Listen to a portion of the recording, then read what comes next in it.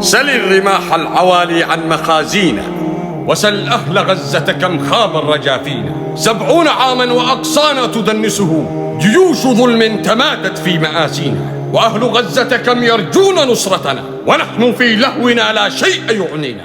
يساق للموت مليونان في رفح ونحن في العد مليارين تحصينا. جيوشنا طائرات الحرب صامتة لم تحم إلا ملاهينا ووالينا. أين المروءة أين الدين يجمعنا، ونحوة الجار ما عادت تدانينا. نشكو إلى الله ضعفا لا يفارقنا، غلت من الوهن والأذعان أيدينا.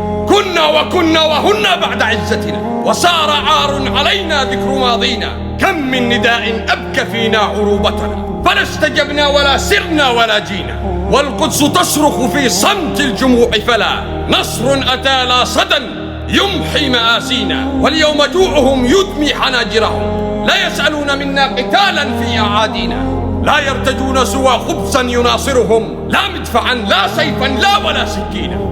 عمر نثر قمحه في الجبال معتذرا ألا يقال تجوع الطير في مراحينا. ونحن ماتت صغار الشام من جوع، فما اهتز فينا قول ولا دين. أطفالهم قد غدت أجسادهم شبعا جوعا، فلا دمعة في العين تغنينا. أرواحهم في سماء الله باكية تشكو إليه ألا يغفر الصمت الذي فينا.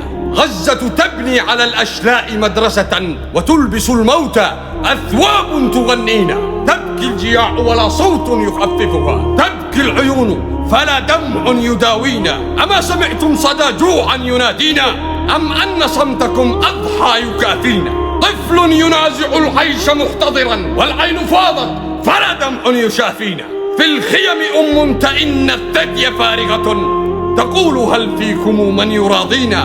بنت تعرت فلا ستر ولا أمل، نامت على حجر والجوع يبكينا. عجوزهم شاخت الآهات في فمها، تسأل هل من فتاة سوف يحيينا. لا تطلبوا العذر لا تخفوا خيانتكم، أنتم بصمتكم من سوف يفنينا. نساق جوعا وأنتم تحت سفرتكم، تسبحون لله ونحن منسينا. بالله هل من رغيف لا سلاح لكم، هل من شعور هل من ضمير ينجينا. موتى على قيد جوع لا تودعنا إلا رمال وأحجار تغطينا، وأحجار